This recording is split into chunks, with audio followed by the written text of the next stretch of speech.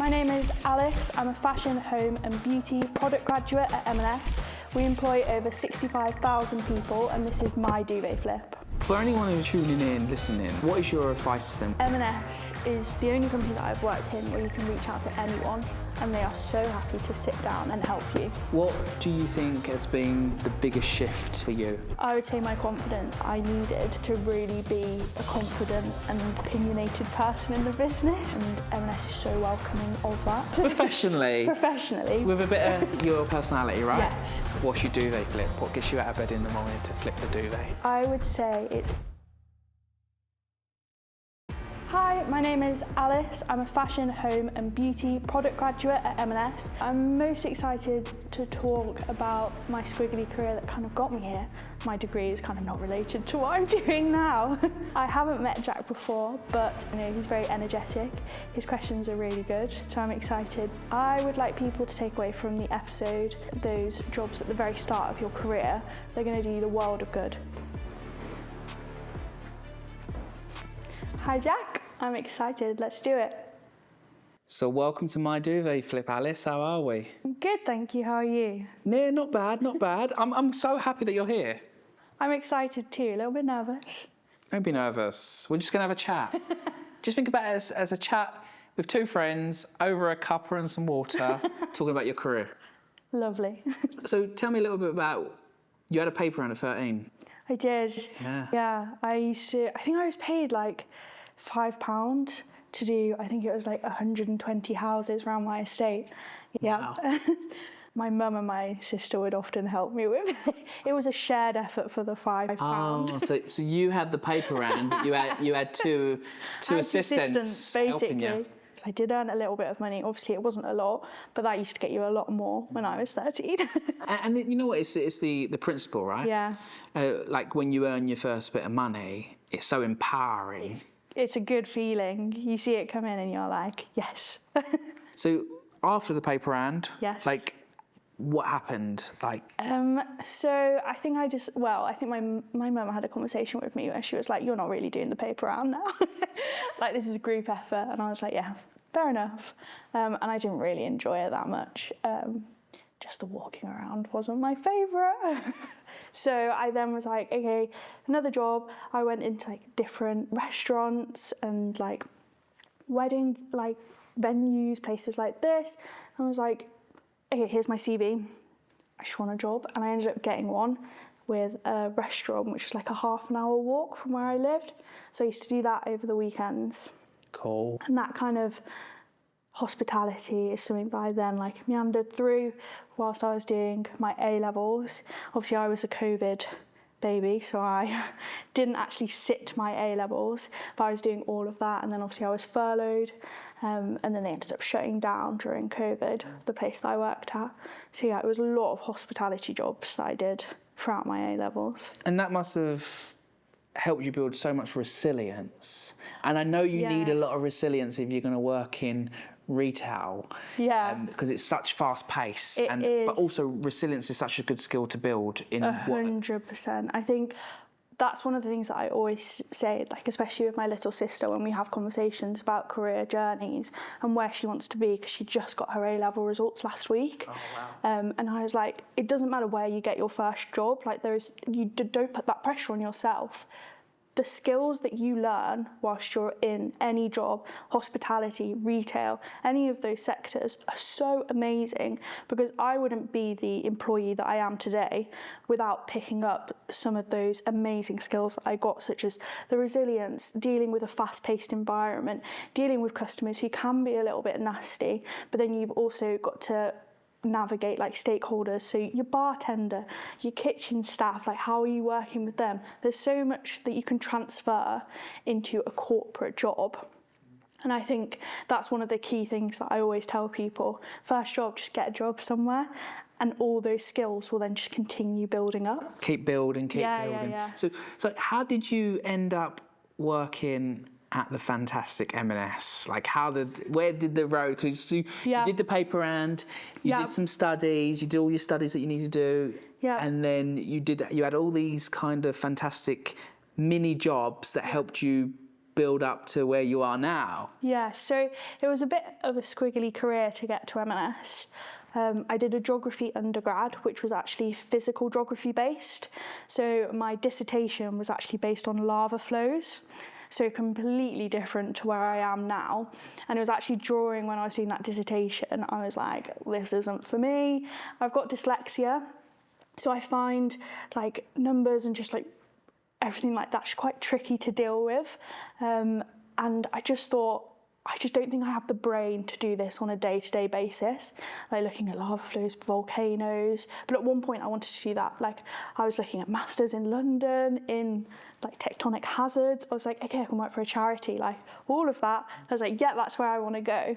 That dissertation, I was like, gosh, no, this isn't. So that was the moment you just thought, you know what, this is not for me. No, this is not for me at all. And what's your tips to anyone who may be on a path? Yeah.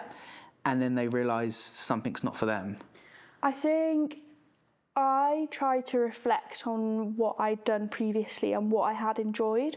And I had the privilege of going to uni, which for some is not a privilege, and that they have, and I can fully appreciate that. And through stuff that I'd done at uni, I'd just taken one module where I'd done a little paper, it was about 2,000 words, on sustainable fashion and how young people interact with it. And I spent probably about 2 months on it, but I was like, oh my gosh, like I loved it.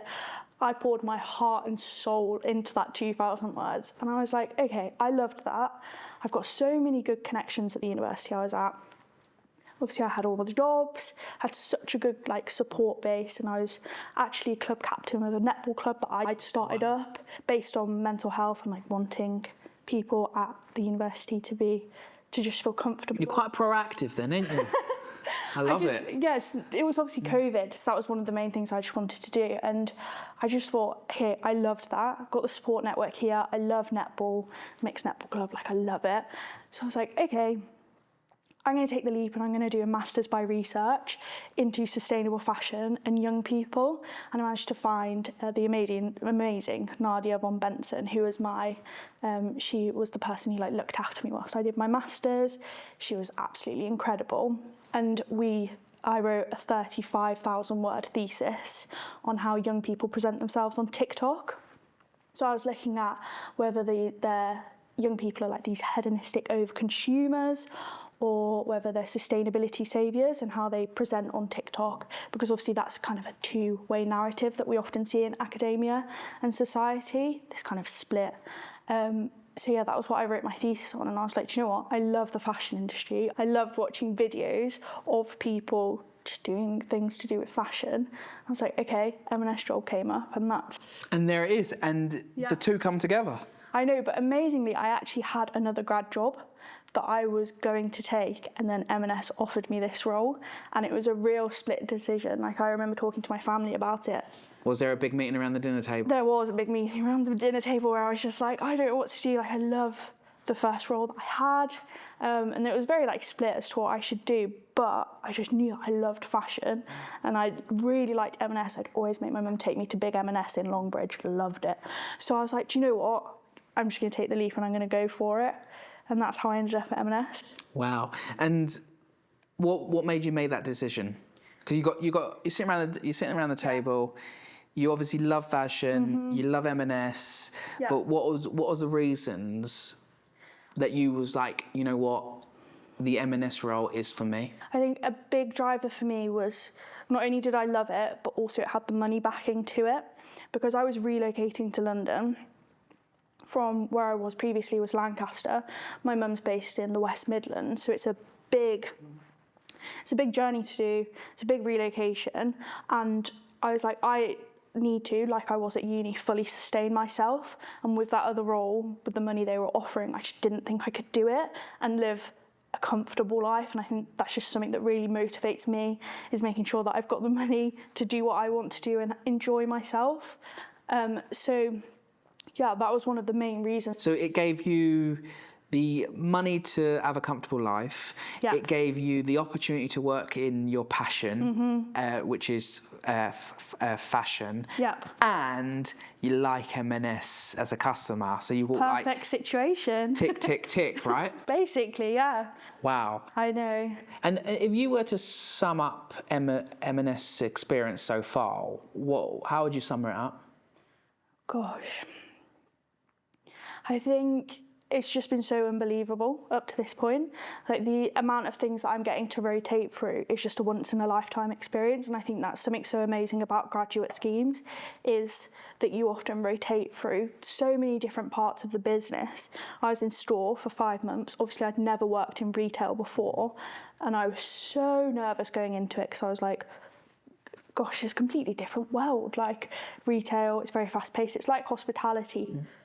But I feel like there's a different element to it working over Christmas in retail, especially at M&S. Like, so you was golden quarter. You was working at over Christmas. Yes. The golden quarter. Yep. M&S. Throw you in the deep end, yeah. That's cool, isn't it? It was an amazing experience. The store that I was in were just incredible. And that was such an invaluable experience to like take that away to head office and be like, wow, now this is all making sense. Like, I can see the team that are in charge of this. I can see the team that are in charge of this. And do you think that experience in the store has helped you with the rest? Yes. I think, I just don't think you'd have the basis of knowledge that you needed to do the rest of the role at M&S, because we're so customer focused. You need to have that customer knowledge. I spoke to so many people, learned about what they hated, learned about what they loved. And then when I went back to support centre, I was able to take it into my marketing role and say, okay, we're releasing this amazing thing, but how are we communicating it to store colleagues? They've got so much going on. How are we making sure that they're in the loop with what's going on and they're as excited as we are for it? And I think there's just so much that you can take back. I totally agree. I sat on the board of a retailer for 5 years. They don't need the names. I forgot who they were. I wished it was M&S. And I basically learned you can't be on the top floor. You don't understand the shop floor. 100%. And I think that's one of the mottos that Stuart has. It's always closer to customer, closer to colleague. So I think that starting off the grad scheme in that way was amazing. I want to talk a little bit about what has M&S done for you in terms of skills. Like what do you think you want to learn by not being at M&S? Gosh, I mean, that's a hard question, because I think I've learned so much through all of the rotations, and I think there's still so much to learn, like the opportunities that you get through the grad schemes. Like, I've had sit downs with Stuart Machin, the CEO. I've met the director of HR. Like, you meet so many incredible people, and it means that when you're in different rotations, I always say hi to the head of brand marketing. Like, that's insane. And I think the experiences and the learning opportunities you get, you say you're interested in something and you can spend a week with them. And I think that's just so, I don't think many people get the opportunity to do that in their whole careers, to rotate through such a powerhouse that is M&S in the UK, and be able to do that at the very start of their career and kind of put everything on top of that, all of that learning for the rest of your career is... I want to talk a little bit about the rotation. Like, where did you rotate? Like, what are some of the things? And usually you can't normally say you've got a favourite. But what was your favourite rotation? So obviously I mentioned that I was in store for 5 months. I came into support centre and I was placed in marketing in the always on brand marketing team. So that's kind of your in-between content, in between your big brand marketing campaigns that you see, such like the summer, spring, winter ones that we do. And I loved that team. So I actually owned everything Plan A marketing. So I did the sustainability stories, helped with some of those, Plan A POS in stores. Amazing. Wow. And that linked so well to my masters that I did, and I was so grateful for the early careers team who helped make that rotation happen, because at the very start I said I want to go into Plan A marketing, and that was my first rotation, which was amazing, and I absolutely loved it. And then after that, I'm now in buying, and I'm in Peruna. So you're seeing the very start of a life of a product.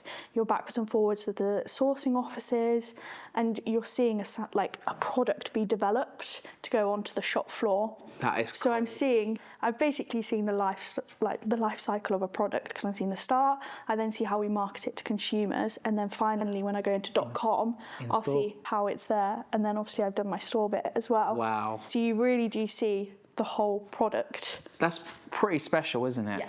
It gives you the opportunity to kind of see all parts of the business, and kind of from in-store to how a product is, how you buy a product, how it's marketed, to everything in between. You've still not told me what your favourite one is, though. Oh, you're gonna keep this to yourself, aren't you? I think I will. You never know. You never know. My opinion might be changed. I'm still only 6 weeks into my buying rotation. I've got .com after this. So you're still on the road, so you can't make a decision yet. Yeah. That's cool, isn't it? And for anyone who's like tuning in, listening, what is your advice to them when it comes to working at M&S? Why should they kind of get involved? Like, someone like me, I want to join M&S. Yeah. What would you be saying to me? I would be saying that M&S is probably the only company that I've worked in where you can reach out to anyone and they are so happy to sit down and have a conversation with you and tell you about their job and help you. And I think that type of culture is so amazing especially when you're at the very start of your career, to say, oh, I feel like I can reach out to this person and they're going to be welcoming to me. I've sat down with the director of finance at M&S. We've had a coffee together because we worked in store together when he was doing his closer to customers. Like, those opportunities, that happens because of the culture at M&S. And I would say, coming from a background where I wasn't shown networking and how to do that, I think that is so incredible, to just have a culture where everyone's so willing to help you learn and to help you get the better of yourself. Absolutely. And what do you think has been the biggest shift for you? Is it your resilience? Is it your confidence? What's something that's really kind of stood out? I would say my confidence. I think that's definitely something that all my line managers have said. When I joined, especially support centre in January, I would say oh, should I speak in this meeting? Is that okay for me to do? I'm very new to the business, not worked in retail before. And every person I've spoken to has said, if you've got an idea, you deserve that space at that table, say it. We don't care how long you've been in the business, anything, say your opinion. And I think that made me feel so welcomed into the business and just gave me the push that I needed to really be a confident and kind of opinionated person in the business, which is what you need when you're working in any corporate environment. You need to be able to say your opinion, and M&S is so welcoming of that. How would you sum up the culture? Oh, in your own words, how would you sum up? Because I've had the opportunity to interview your chairman, Archie Norman, your CEO. I've got to meet you today. I've met some of your fantastic colleagues as well in their own journeys this week. And they've all summed it up in a few words, and I want to see how you sum it up. I would say the biggest thing for me is how welcoming they are and how welcome they've made me feel in an environment that was very strange to me a year ago, having not worked in retail. And I think that is just so pivotal, and I think that's just going to help me so much in my career, to continue feeling so welcomed and that I deserve the space at the table to say what I want, obviously with jurisdiction, but professionally with a bit of your personality, right? Yes, and I think that is just something amazing about M&S. That comes through, and that's what the others have said as well. Oh wow, that's interesting. How you make friendships, it's a family, it's welcoming, the confidence has grown, and it just gives you the whole kind of all round of becoming a greater individual in yourself. 100%. I think it even shapes the way you talk. And I think something I found when I first started the grad scheme, I'd talk so fast. I'd be like, and sometimes I'd lose my breath because I'd be talking so fast because I'd be worried that I was taking up too much time of someone higher up or anything. But they were like, just slow down. You deserve this space, you deserve this time. Take the time and own the space. And I really loved that when I first started. And for anyone who is in who would be in your position now before you start, what's your tips to them? Oh, so many. I think in terms of if you're starting a grad scheme, I think just take some time to reflect before you start your grad scheme of everything you've achieved up until that point. And I think really have the confidence in why you've been offered that grad scheme, because I think that's just something I didn't do before I started this grad scheme. I was still writing my thesis when I joined. I just didn't take the time to reflect and say, wow, I've done all these incredible things. I've supported myself financially to get this master's, which has got me this position. And I think if I'd have done that, I would have had so much more confidence coming into it. But when I first joined, I was like, oh, I don't have a fashion degree. This is all very new to me. Because I just didn't take that time to reflect and say, I deserve this. So I think that would be one of the biggest things I'd say to do. Just reflect and see why you've got that opportunity. Take time to reflect, be proud, and realise that you're there for a reason. 100%, yeah. Are you ready for my final question? Yes. What's your duvet flip? What gets you out of bed in the morning to flip the duvet? I would say it's continuing to kind of have these opportunities that I just didn't think at one point that I'd have. When I found out, when I realised I didn't like my dissertation, I was like, gosh, I don't want to go into anything to do with this in terms of like tectonic hazards. I was like, what do I do now? But I've had such an amazing opportunity come up. And I think with that, you need to show up and you need to be the best version of yourself to prove continuously why you've got on this grad scheme.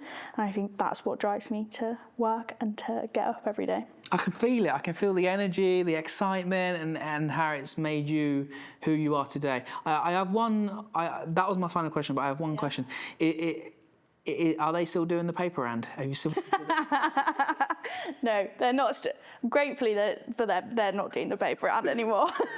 I just want to say thank you for joining us on the show today. Thank you so much. I've had such an amazing time.